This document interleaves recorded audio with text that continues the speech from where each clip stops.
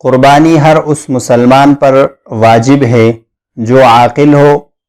بالغ ہو، مقیم ہو اور نصاب کا مالک ہو۔ عاقل کا مطلب یہ ہے کہ وہ شخص مجنون پاگل نہ ہو، کیونکہ مجنون اور پاگل پر قربانی لازم نہیں ہے۔ اس طریقے سے بالغ کا مطلب یہ ہے کہ وہ چھوٹا بچہ نہ ہو، کیونکہ چھوٹے بچے پر قربانی واجب نہیں ہے۔ وہ شخص مقیم ہو یعنی مسافر نہ ہو۔ مسافر سے مراد شرعی مسافر ہے،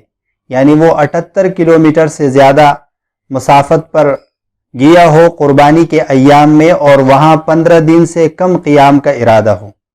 مسافر سے مراد وہ لوگ نہیں ہیں جو باہر ممالک میں مقیم ہیں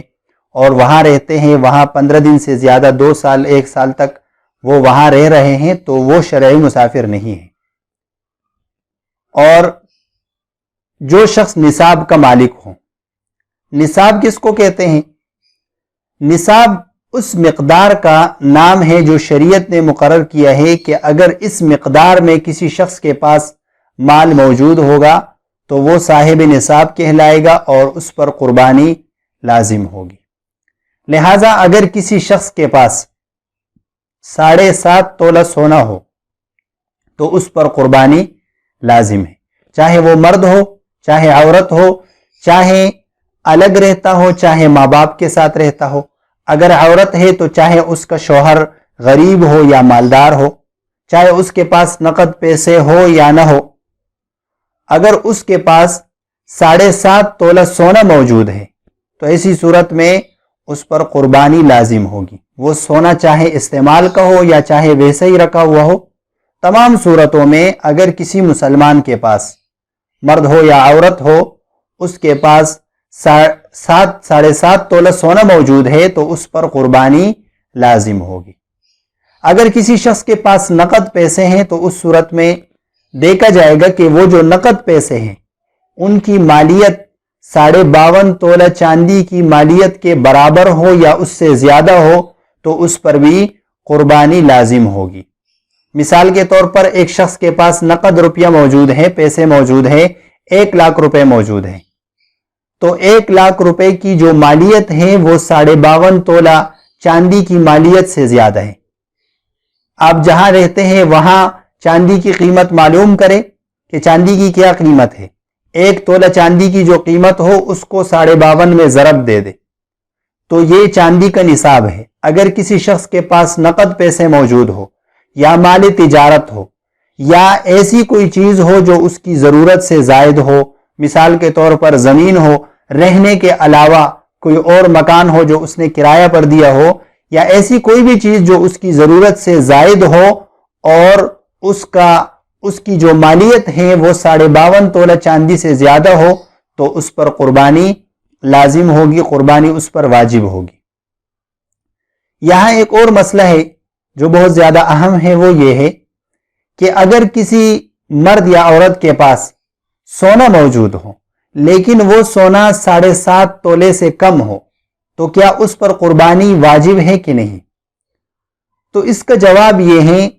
کہ اگر کسی مرد یا عورت کے پاس سونا ہو اور وہ سونا 7.5 تولے سے کم ہو تو پھر اس صورت میں ہم دیکھیں گے کہ اس کے پاس کوئی اور مال وغیرہ موجود ہے کہ نہیں۔ اگر اس شخص کے پاس، اس مرد یا عورت کے پاس اور کچھ بھی نہ ہو، صرف یہی سونا ہے، نہ نقد پیسے ہیں، نہ کوئی جائیداد ہے، نہ مالی تجارت ہے، کچھ بھی نہیں ہے، صرف یہی سونا ہے بس، تو ایسی صورت میں اس پر قربانی لازم نہیں ہوگی، کیونکہ اس کے پاس صرف سونا موجود ہے اور وہ سونا 7.5 تولے سے کم ہے۔ لیکن اگر اس سونے کے ساتھ کچھ نقد پیسے بھی موجود ہو یا مال تجارت بھی موجود ہو اور ان سب کو ملا کر اگر ان کی مالیت 52.5 تولہ چاندی کی مالیت کے برابر ہو یا اس سے زیادہ ہو تو پھر اس صورت میں اس شخص پر قربانی لازم ہوگی۔ مثال کے طور پر ایک شخص کے پاس 1 تولہ سونا ہے اور اس کے پاس 100 روپے بھی ہیں، تو 1 تولہ سونے کی جو قیمت ہے